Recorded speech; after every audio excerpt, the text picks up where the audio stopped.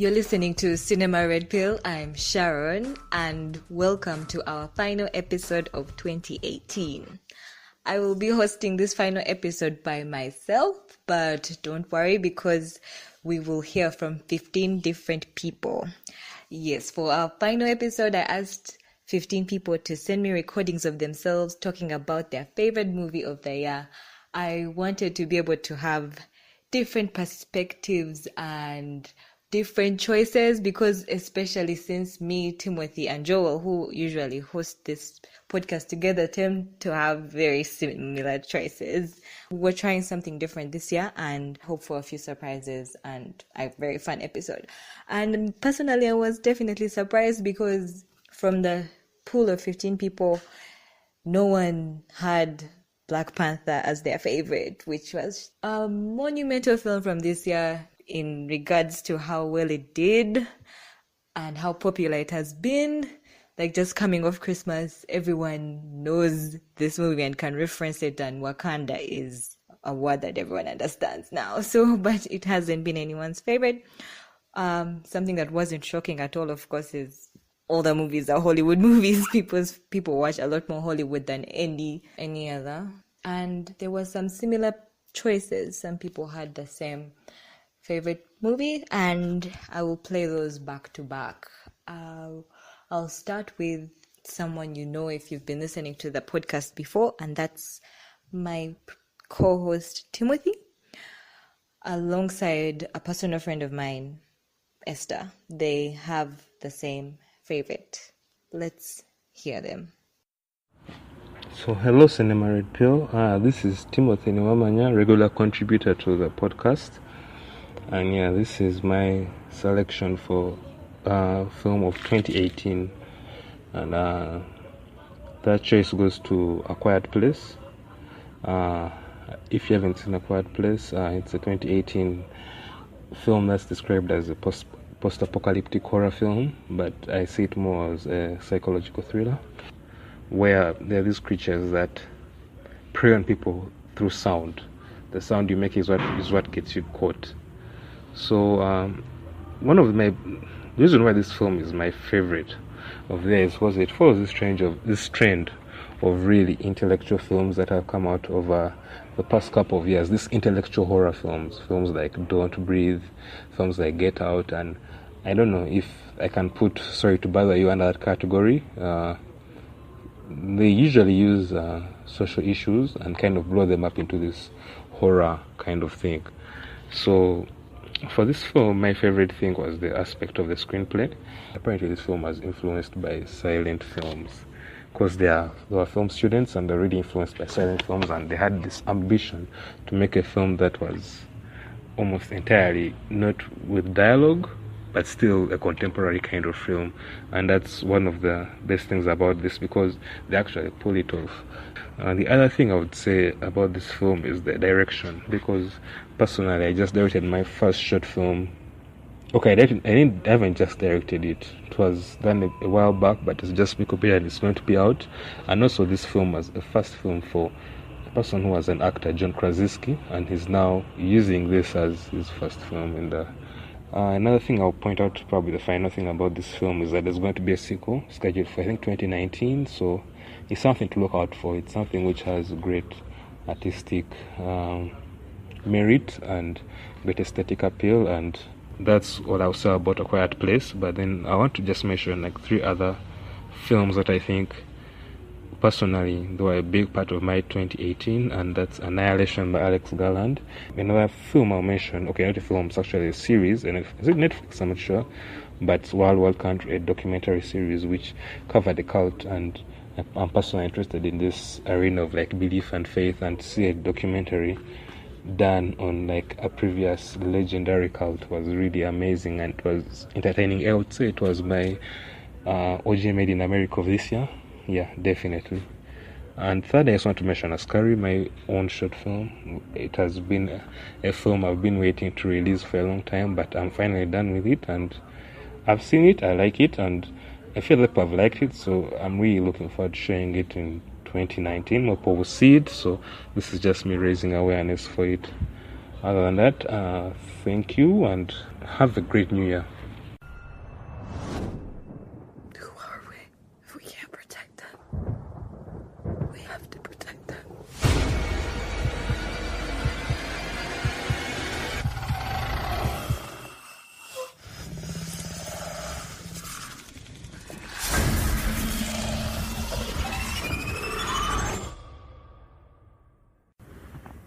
Hi, my name is Esther. Raki told me to talk about my favorite movie this year. I have three, but I'll pick one, talk about that one. I liked Infinity War because it was awesome. I liked, what was the other one? Crazy Rich Asians, who doesn't?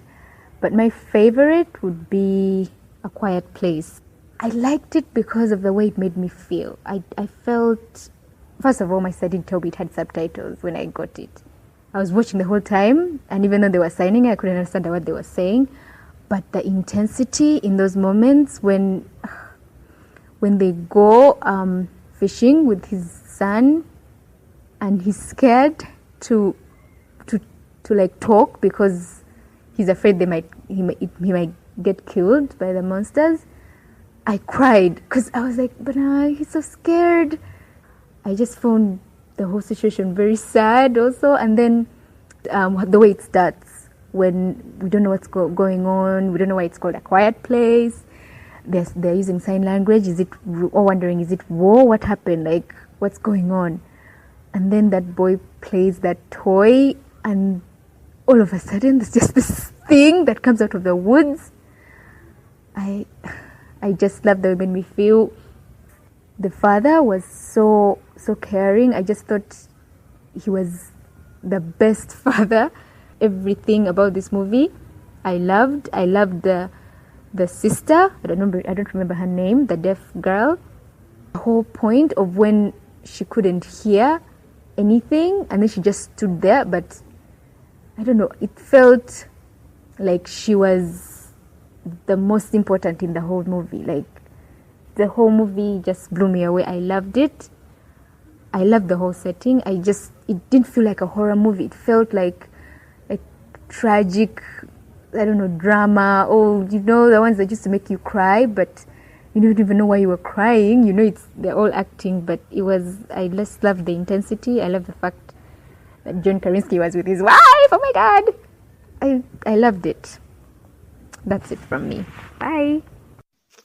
Nice. Same movie, two wildly different perspectives. This is kind of what I was hoping for. You can hear Timothy has a lot of technical appreciation, while Esther felt all the feelings. So I've watched A Quiet Place and also liked it just quite a bit once it was done. But there's a movie that just came out about last week called Bird Box on Netflix, which has a similar premise, but instead of the monsters finding you because of the sound, these ones, when you look at it, it kills you. So it was, and I didn't like it as much. I think it made me appreciate how good A Quiet Place actually is. It made, with that contrast, I could see how great it actually is. In case you've seen it though, it has inspired very many great memes on the internet. So after seeing it, check those out. But yeah, A Quiet Place is really good. See it in case you haven't. Even if you're not a horror person, it's not that scary. It has jump scares, but not that like not sleep at night kind of horror. Next, we're going to hear from three previous guests, Moses and Kevin, who are from the Opinionated Stooges podcast. Then we'll also hear from Anne Kiria, the creator of the web series Masao. They all had three very different choices. Please listen. Hey, this is Wada Moses of the former Opinionated Stooges with a playlist, and I'm here to talk about my movie of the year, which was Mission Impossible Fallout, which may come as a surprise that a fifth installment in a franchise is my best movie of the year. But it shocked me as well because I didn't expect the movie to be this good, in my opinion. First off, I'm a big fan of Tom Cruise and everything he does. I feel like when you see him on screen, just there's a way you can feel his work ethic, and you appreciate it. And I think I did it the most in this movie because everything was just intense. Like, there was no moment in the movie when you could calm down. The moment you calm down something, they up the ante and shock you and bring you up even more. And I think I have to give that also to Christopher McQuarrie, the director, because apparently him and Tom Cruise have been working on that Halo jump scene for about a year. They had been constructing it, trying it, testing it for about a year, just so they could give us the best they could give us.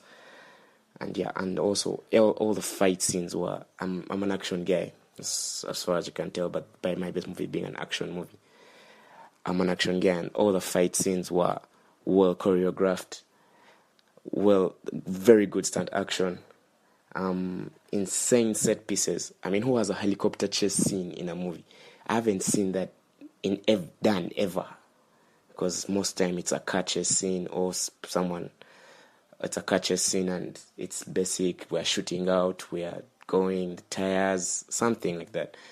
But this was a helicopter chase scene, and it was intense as it could have ever been, because I was in the cinema, and the scene where he's climbing the helicopter load, the rope, and then he falls and grabs it at the bottom.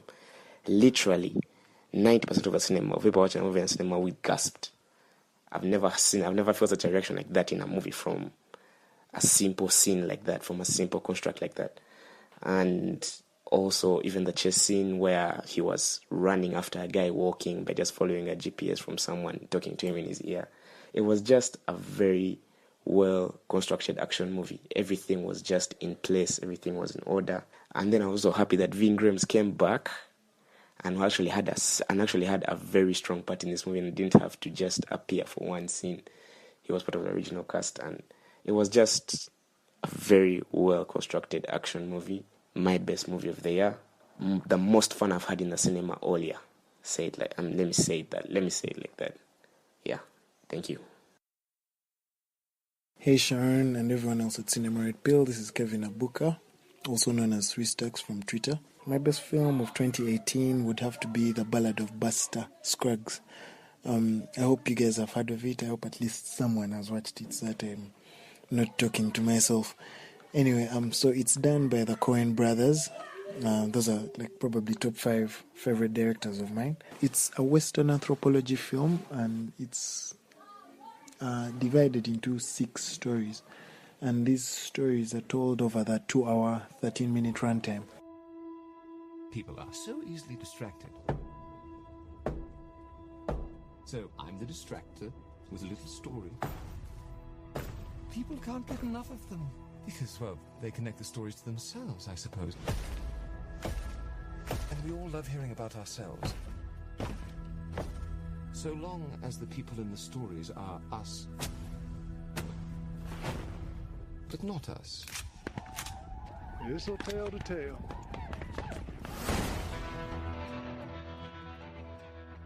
You can come to expect what you always expect from a Coen Brothers movie. It's going to have great acting, great directing, beautiful cinematography, nice action scenes, the weirdest, strangest, dark, funniest humor you can think of, so random. And so I think the fact that this movie was done by the Coen brothers alone should be enough to sell the movie. I loved the movie. I didn't even feel the 130-minute runtime going by, simply because every after a story there was another even more brilliant story coming. It felt like I was watching it felt like I was binge watching a series, and apparently these stories were supposed to be told as a 6-part mini-series, but these guys decided to do it as a movie. And I guess it's like a nod to how good these guys are, that they managed to keep the pacing right and still flesh out these stories in the shorter time spans that they had. Because actually I think one of the shortest stories in the movie is told over 15 minutes. But by the end of the story, it's not like, you won't feel like there's anything lacking or whatever. Basically, just go watch the movie and pick out the story that works best for you, and yeah, if you guys don't like my pick, then you can come and fight me on Twitter, or if you have my number, you call me. But yeah, Ballad of Buster Scruggs, that's number one for me. Hello there, this is Anne Curia of the Masawo fame, Maasawo. Okay, I had to do that now to get to where we're actually here. My favorite movie of this year, it's been a long year, so I can't really recall all the way back to January. But when I look through my hard drive here, I have to delete a lot of stuff, so I only keep things that were really, good. And I see Destination Wedding. Destination Wedding was super, super funny. According to the internet, this is how the synopsis goes. Lindsay and Frank are two strangers invited to Frank's brother's wedding. While there, they get to know that they are more than strangers and share an equal level of irritableness and grief towards the world. However, under the thick cloud of exasperation, the hopeless romantics slowly fall for each other. No, according to me, the synopsis is these two really cranky people meet and go for a wedding and take us on a really, really funny journey. The movie just has these two characters. Of course, there are people in the background, like guys at the airport, the people at the wedding, but it's only these two people who speak, so that was really fun. It was so cool. It's just two people the entire time of the entire runtime. The lines are funny, so funny.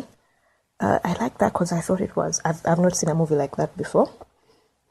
And the moment I put it on, like the first 5 minutes were really, like you sink in, you sit down and you're like, I need to pay attention to this. Another movie that had that was Sicario, the newer Sicario. First couple of minutes, you're plugged in. Okay, but back to Destination Wedding. I loved that. It was one of my favorites this year. I think that's really it. You should watch this movie. You should also watch, now that I'm scrolling through my hard drive, also watch Teen Titans Go to the Movies. Very, very, very funny. Happy New Year. So that's I've seen all those three. The Coen Brothers movie, of course, would reign supreme for me in those three. I would say on that one, for sure, I have recommended it to people and it has not flopped. I recommend to people movies all the time and sometimes I blunder so hard. But Ballad of Buster Scruggs has worked really well, so in case you're doubting, please see that. Mission Impossible seems like an obvious one everyone will see without even having to mention it, and I liked it too a lot. I saw it in the cinema also, and seeing Tom Cruise run was a highlight. Seeing Tom Cruise in the bathroom fight scene was another highlight. Henry Cavill, always a highlight. And yeah, so I dug that. Destination Wedding, I would be unsure what to say. It's also really good if you like movies where people talk a lot. These are two characters who have dialogue scene after dialogue scene after dialogue scene, and the dialogue is pretty clever, so it's entertaining, especially if you're not the type who likes generic rom-coms. This would be extremely cool. Moving on next, we're going to now hear two people who have a similar choice. This is Mark and Sarah. Those two are both artists, and so it did not surprise me when they had the same choice. I don't think anyone would be surprised that they both love this director. Take a listen. My name is Sarah, and my movie pick for 2018 is Isle of Dogs, which is a stop-motion film by Wes Anderson about, in short, a boy and the great lengths to which he goes to get his dog back. As a film, it is beautiful both visually and also emotionally. I think it kind of struck a chord with me because I like pets and I have a dog of my own, but I also think it managed to do that with people who don't have pets, without me kind of repeating what I feel like a lot of people would say. One thing that really stood out for me as, like a choice for Wes Anderson was the choice to not translate the Japanese dialogue in the film, which cemented us in the position to experience the movie through the dog's perspective. If you if you don't speak Japanese, then you are at the same level of understanding the human beings in the film as the dogs were, and I thought that was like a really smart choice. Of course, Wes Anderson brought back his usual cast. Yeah, that's always nice. It's something he's kind of made endearing to me to be able to like watch a Wes Anderson film and hear all these familiar voices from the last Wes Anderson film and stuff. But yeah, this was a really gorgeous movie, and yeah, that's my pick for 2018.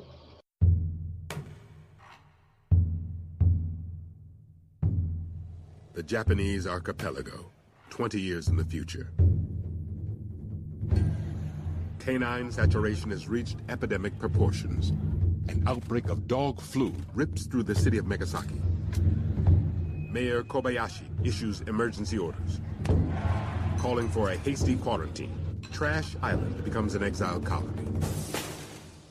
The Isle of Dogs.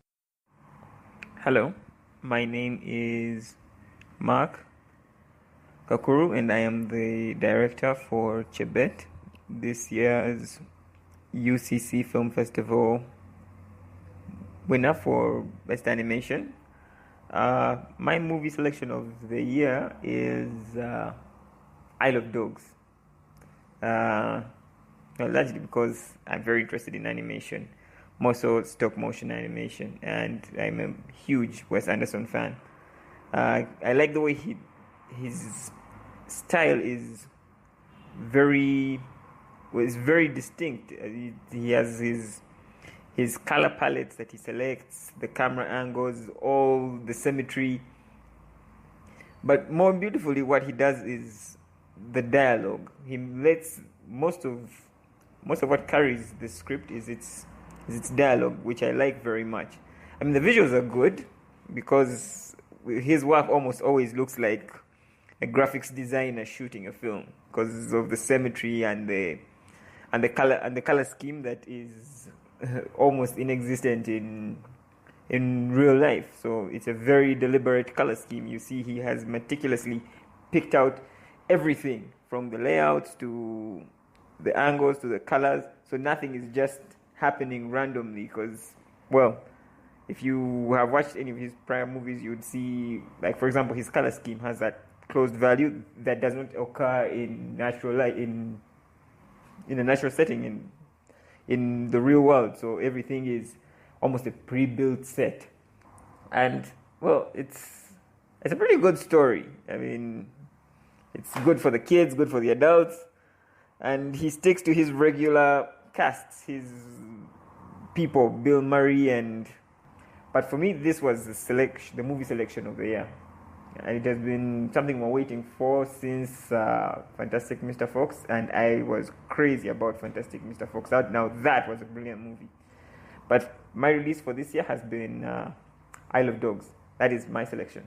Wes Anderson, his extremely distinguishable style is, of course, something that a lot of people really like. I like him too as a director, but not as much as most people. People bow down for that man. And I liked Isle of Dogs a lot this year. It was as cutesy as his other stuff tends to be. They were dogs and they were really cute. And there's a tear that would fall down their eyes in a way that's heart-melting, which of course got to me. But I really liked Isle of Dogs a lot. Next, we are moving on to another group of 3 people who have very different, not 2 of them have kind of similar, but 3 separate films that were their best of the year. And we'll hear from Joel, who is also another co-host of mine, who every other year we've done the end of year episode. This is the first where we've switched things up, but you'll get to hear his pick. And Brenda, she was a past guest this year. Then Matthew. Hello, my name is Matthew Champion. I'm an author, screenwriter, producer. I own Swift Films, co-partner in Light Media Films, Yeah, so I'm all about films and reading and since I was a kid. My favorite movie of the year is a bit of a toss-up. It's between The Meg and Venom, and for two reasons really why I particularly picked these two movies. Because one, both of them just went back to the basics. Make a good movie that's fun, uh, and not too heavy to digest and straight to the point. It is as advertised, and people will turn up. And I love such movies because at the end of the day, the summer is about movies that you go in and you have fun. And also, my favorite movie list is shaped by the fact that I have an 8-year-old son and he's into movies now. So what I do watch with him and what I do enjoy with him matters a lot. Yeah, so The Meg and Venom were proper examples of when, to me, Hollywood just does not overthink it. And just goes, like, let's do this and let's make it, and the people will come. And over the last couple of years, there seemed to be a rebellion against just having a feel-good movie where you just go to the cinema, you eat popcorn, and you enjoy yourself. There seems to be a movement that, all the movies must be heavy and have twisted endings and be complicated, which is not really what's necessary. It was a good year for film, though. But I'll explain why. I think The Meg slightly beats out Venom on my favorite list.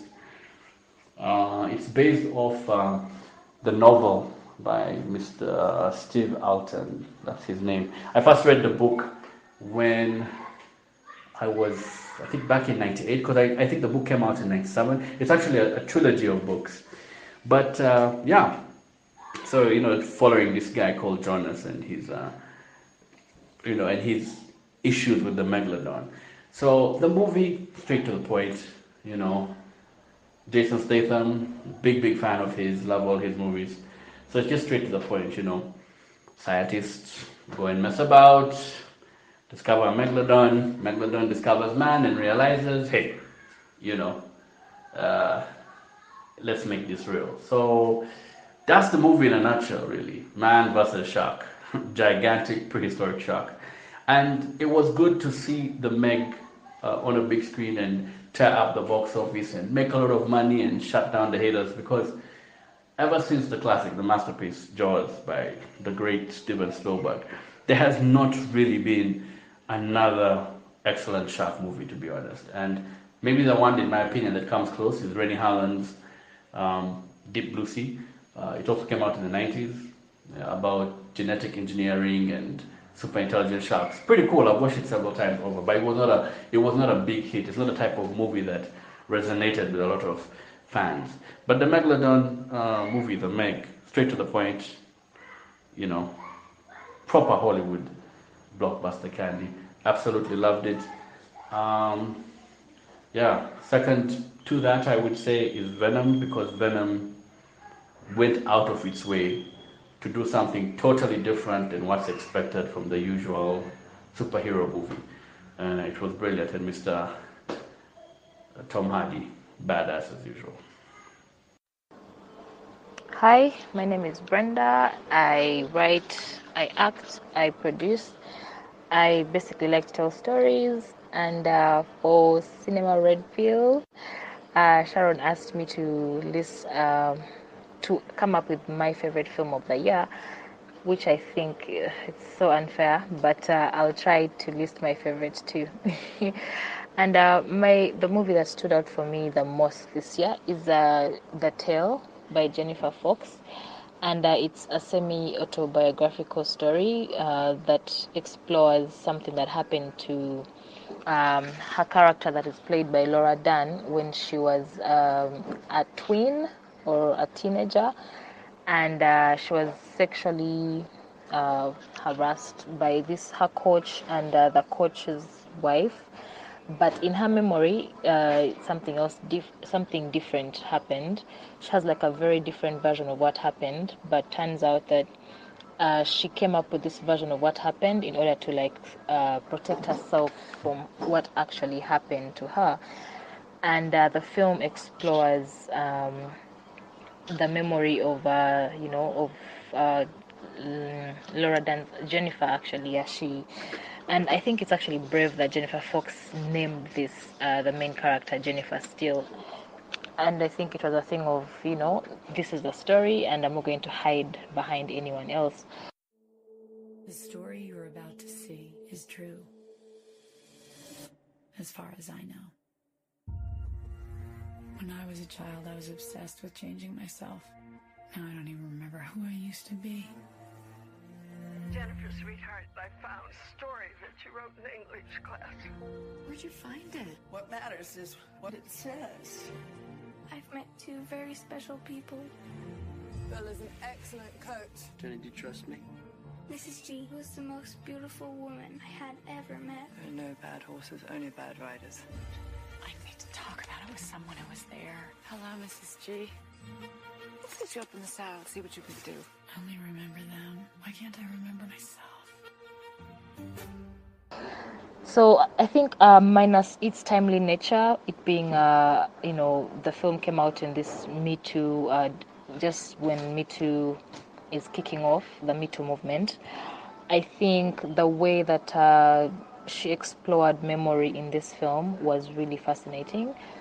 But also, I think a lot has to do with like her background as a documentary filmmaker, and I think she really did a good job to like show us how she remembers things differently from how they actually happened, and she's in denial, but she slowly comes to the realization that she was actually molested by these people, and so now it's time to like confront these adults. And it was really, it's one of those stories that I think most women will relate to, and I think I need to watch it over and over again, because I didn't expect the things it made me feel, and for me also it kind of like got me thinking about the different times in my life where I have told myself a different story to like maybe get through something, but I'm like afraid to face the actual truth because you do not want to know what the truth is. The other film that stood out for me, it's really, now it's a tie between Annihilation and Disobedience, but I think Disobedience holds a very a closer spot to my heart because it's basically a story about rebels, and it was just really interesting to see the things that people do in the name of religion, the ridiculous things that they do, the ridiculous things they put up with. And I think those two really stood out for me, and I'm really looking forward to seeing what next year has for film, but for this year, that's it from me. Thank you. Hey guys, it's your boy. Oh, it's just me. It's just Joel. I'm sorry. This is Joel, the other Cinema Red Pill guy. So my favorite movie of the year was Solo, a Star Wars story, and honestly, I thought that would be on my worst movies list of the year. I haven't been a big fan of the Star Wars spin-offs that Disney's been putting out. The last one, Rogue One, a Star Wars story, was if you guys were listening to the show in 2016, that placed on my worst movies list. I felt like this was a beautiful origin story. Do I think it was necessary? No, I still do not think this movie had any reason for existing, but I'm glad it exists. It is such a comfortable movie to watch. It is hard to find a comfortable movie to watch. You just pop in, no stress. It's just good times. No one's pressuring you to laugh. No one's pressuring you to feel sad. No one is demanding emotions from you. The movie just is, and you just are. That was deep, man. Just forget it. I'm playing too much on this. That was my favorite movie of the year. I would highly recommend it. I know it got a lot. The movie caught so much flack because The Last Jedi, which came out last year, was a very divisive movie. I personally liked it, but it was a very divisive movie, so things were a little sour between Lucasfilm and the fans there. So it sucked. It sucked that the people didn't give it a chance. I felt bad for not giving it a chance, which is why I paid twice full price to see it in the theater because it was that good. It's like Lucasfilm actually did good this time, like really good, and you really deserve that money. And Solo Star Wars story aside, I did have I had 2 or 3 movies that didn't make it to the list that were in the running. I had Incredibles 2, which was a very close second. So you have Mandy, which starred Nicolas Cage, and just wow, it's killer cult, mad as Guy's wife, Guy mad as everyone else. It's a lot of 80s movies, just random malicious acts that like trigger revenge quests. That's a bunch of 80s movies that you could point to, a lot of 80s B movies anyway. And yeah, I really loved the music. Music was beautiful, really beautiful colors, a lot of vinyl purples and a lot of like neon purples and stuff. It was really interesting. And I guess Black Panther is also worthy of an honorable mention. I mean, I'm not as hyped about it as a lot of the world probably was, but looking forward to the second one. The other one was Avengers Infinity War, which is it was okay. It was better than Justice League. Which is not very high praise when you consider how low on the totem pole Justice League is, but those were mostly my favorite movies of the year. And I need a closer that won't horribly embarrass me. Oh yeah, go on. Joel out. Yeah, that's cool. That's what the kids say. They say Joel out. Yeah, so that's Joel, a resident Star Wars guy. Having a Star Wars movie as his favorite of the year. And Matthew had the Meg. I saw the Meg, and yeah, it's wild. Extremely wild. Brenda's choice, The Tale. I think Zana would have more to talk about. It's a huge contrast in comparison to 2 very feel-good movies. I think I would actually put The Tale in a category of movies that I would never... I was shocked Brenda would want to watch that again. I would never watch that again. It was just too disturbing for me. Everything is so true. It's so disturbing. It's just... I had to work up like 3 months to get energy to watch that, but it is really brilliant. It's amazing what she did, especially with the memory thing. Coming up next, another consensus choice between 2 people. And this is a fun one. This is 2 friends of mine. Juliana has been on the show before, talking about rom-coms, so spoiler alert on what's coming next. This is Juliana and another friend of mine called Esther. Hi, my name is Juliana Peter. I am not a director of anything, just a lover of entertainment. Just like everyone else in the world, I am particularly inclined towards romantic movies. So the movies to do with anything about love, anything with love, anything that elicits love emotions. That's my kind of stuff.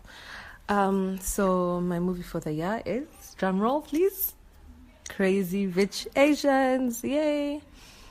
So Crazy Rich Asians is about a Chinese American economics professor, Rachel Chu, and her Singaporean boyfriend, Nick Young.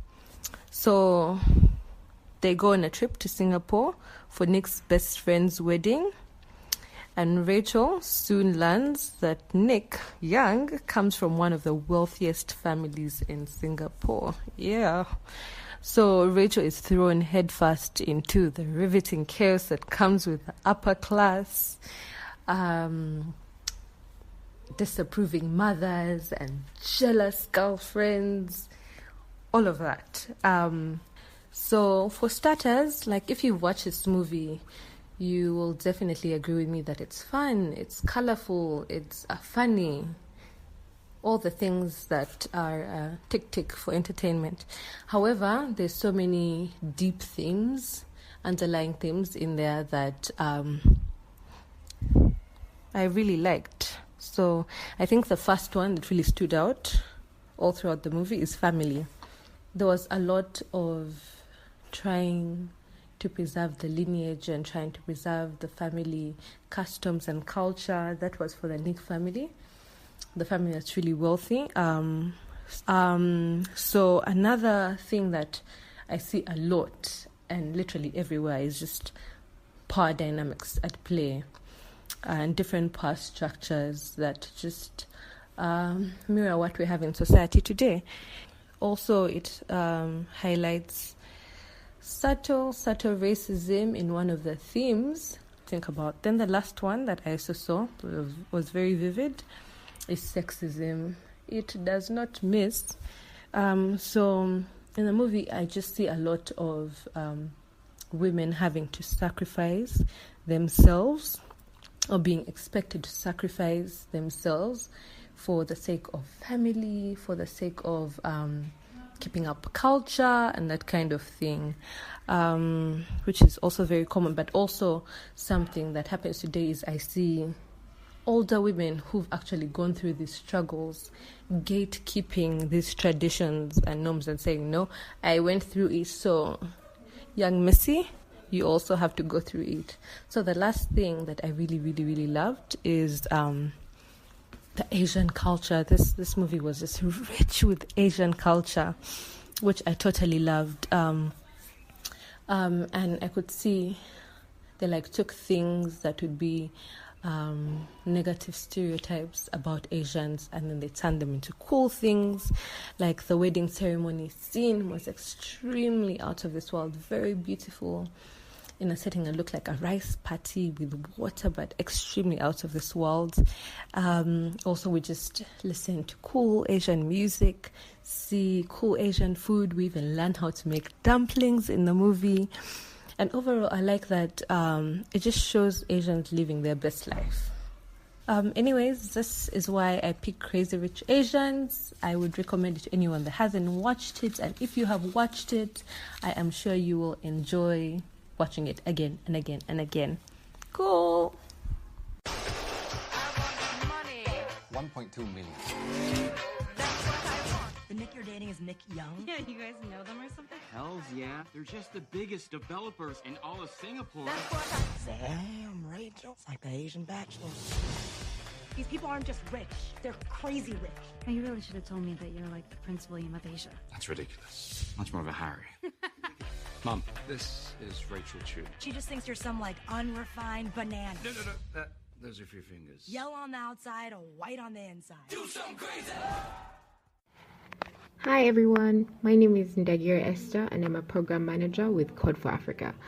My movie selection for the year 2018 is Crazy Rich Asians.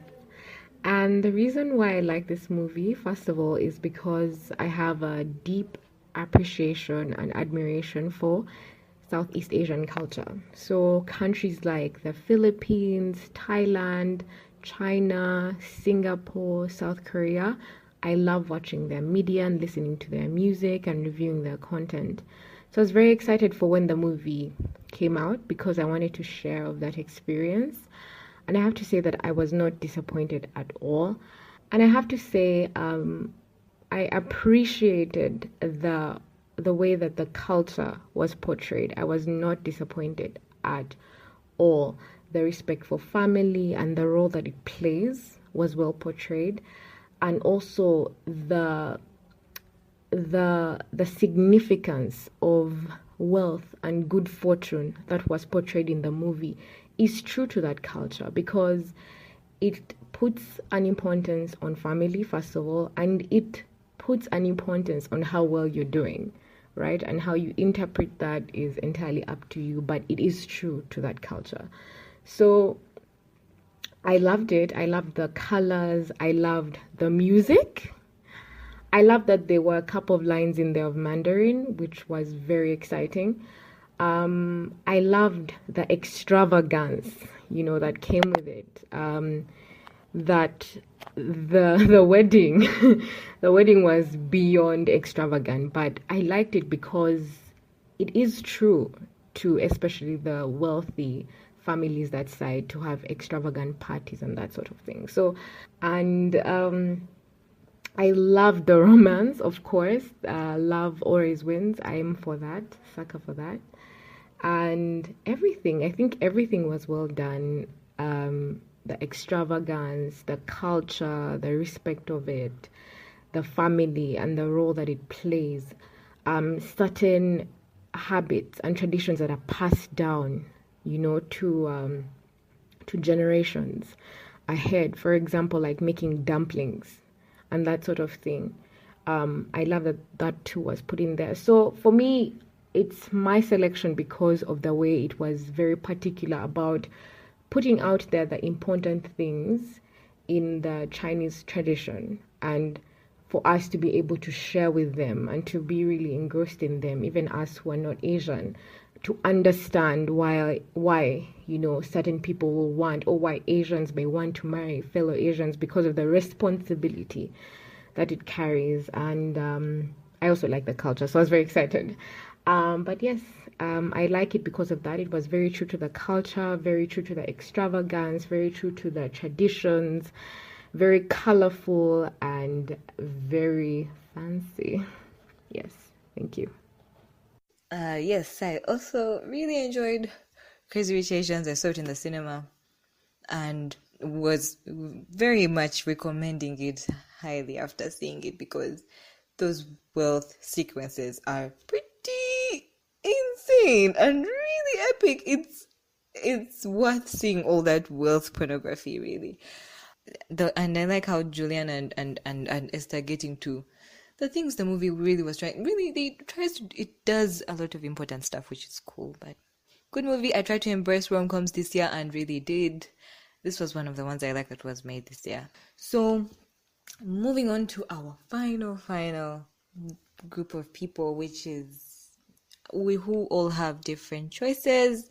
And after that, I'll definitely also, before I close the episode, I'll definitely talk about my favorite movie. So wait out for that, please. Next, we're going to hear from my friend Emily alongside two past guests. Oscar Harding, who has been on the podcast for a bit, and he's my editor for Cinema Escapist. Also, Philip he was on many episodes when we just started. Hi, I'm Oscar Harding, Africa and Diaspora Editor for Cinema Escapist. I've been a guest this year on Cinema Red Pill talking about the Battle of Algiers. And my favourite film of the year is Annihilation. It's the story of a group of women who enter an alien force field called the Shimmer to investigate what happened to a military unit who went missing inside it. I love this kind of film because it presents a very existential kind of horror, that there is no God, we don't matter at all, and are nothing but a collection of cells that's at the mercy of Mother Nature. This could have been a generic sci-fi horror, but its beautiful cinematography and score, combined with an excellent all-female cast that give a very different type of energy to the genre, make this my top film of 2018. And I'm really glad I got to see it on a big screen instead of on Netflix, because this is a story too big for the small screen. Hi, my name is Emily, and my favorite movie of 2018 is a movie called The Hate You Give.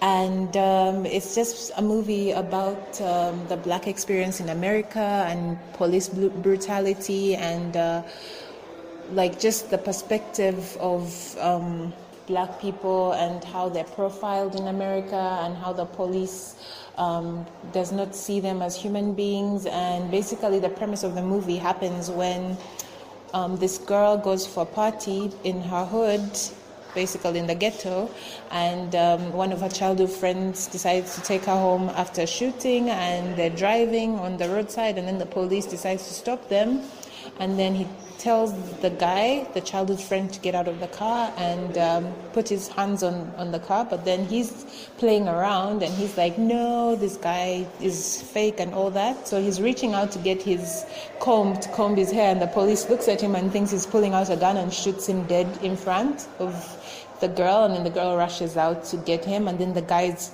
the policeman is a white guy, so he's freaking out. And he's trying to get the girl to shut up, and he's literally not seeing them as human beings. He's literally just like looking at them like animals, like, stop it, shooting them, I'm going to shoot you again. And it just really broke me, because I was like, oh my gosh, I am an African, and I've traveled a bit, and I've experienced like tidbits of racism, but I couldn't imagine living in a society that does not see me as a human being. And it just touched my heart, because I was like, I'm an African, but if I go to America, that's how people would see me. That's how the police would see me. They would see me as a black person. They would see me as a dog, as nothing, you know. And then the other thing that really touched me was when she was going to a school that's very affluent in a really rich neighborhood, which was a white neighborhood. But then her dad forced their family to live in the ghetto. So whenever she would go to her school, she would always have to change her identity. She would have to act a little bit more white. She would have to straighten her hair. So it also challenged me, because I also felt like that's how I had to be in some environments. I have to change who I am, because I'm like, I have to be more calmer, I have to be more palatable. So it just touched me how she was struggling with that. But the ending scene just made me cry in the cinema. I was like, my eyes were bawling. I was just like, oh my gosh, what is going on? Because the hate you give fucks everybody, meaning that the hate you put out in the world affects the small kids, and then in turn it affects the younger generation, meaning that younger generation is going to be the leaders of tomorrow, and all around that the whole society is going to be fucked up and messed up at the end of the day, because that hate is going to live through the next generation, and then the next generation, and then it just becomes a cycle. So that just broke me. Yeah, that's why it was my favorite movie. Hello, my name is Philip from Celio. We make awesome tech. And this is my top pick for 2018. Oh yeah, I've been on this show before. Check me out on the episode on war. Right, so my best film for 2018 is, drumroll, Death of Stalin.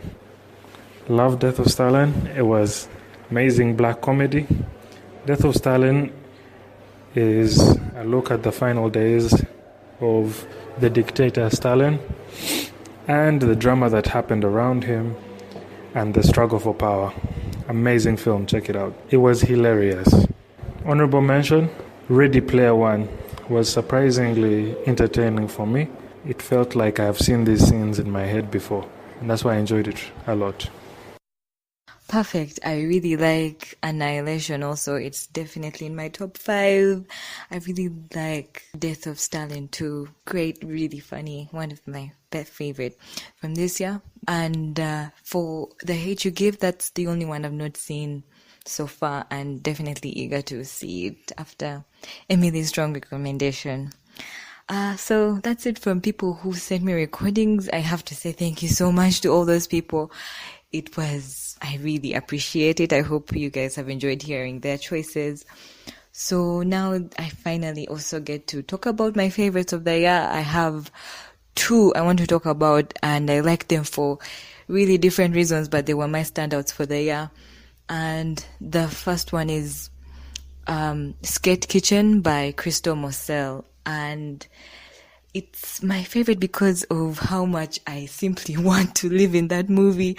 It's about a skateboarder called Camille who finds and joins a group of exceedingly cool girl skateboarders.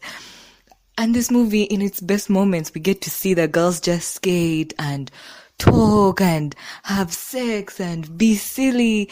It really has that a documentary feel to it, like this is exactly how these girls are, and the movie is exactly how those girls are. They actually have an Instagram page, which of course I stalked a bunch, and they're exactly like them, so they're characters in the film.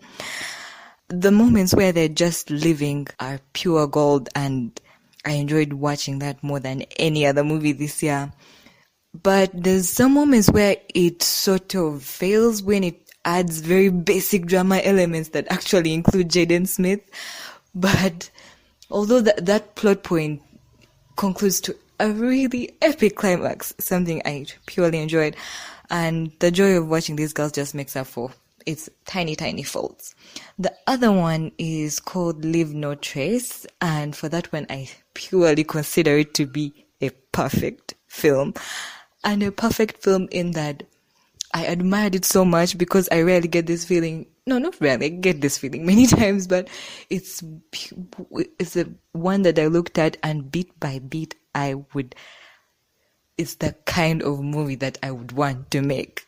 And so I was in awe the entire time at how it was handling itself. And it's about a father with PTSD who is living this perfect little life in a forest with his daughter.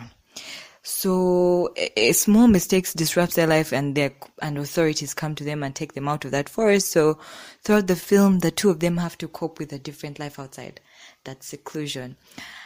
And the way things transpire is so thoughtful, not obvious. It never takes a predictable turn. And I had this worry throughout, but it had a perfect climax.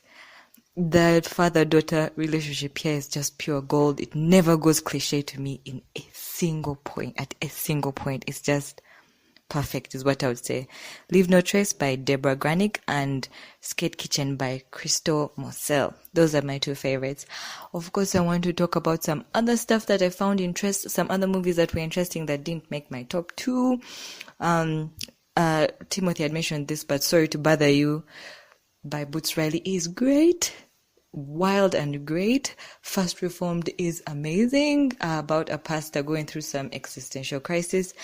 Calm is a great movie. It's on Netflix. It's about a calm girl. Support the Girls is a good mumblecore movie with Regina Hall. Really great mumblecore. Spider-Man Into the Spider-Verse, best superhero movie this year for sure, in my opinion. Bad Times at the El Royale, fun watch, fun original screenplay. Ooh, enthralling throughout.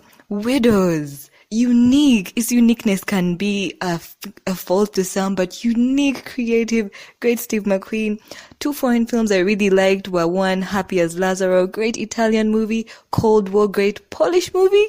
And I also really liked Ralph Breaks the Internet. I have an obsession with Vanellope for some reason. But otherwise, that's it from all of us. Thanks again to the people who sent me recordings. Happy New Year to everyone. Hope you enjoyed this. Please follow Cinema Red Pill on Twitter and Facebook to get updates on our upcoming episodes of 2019. Thank you everyone, and bye.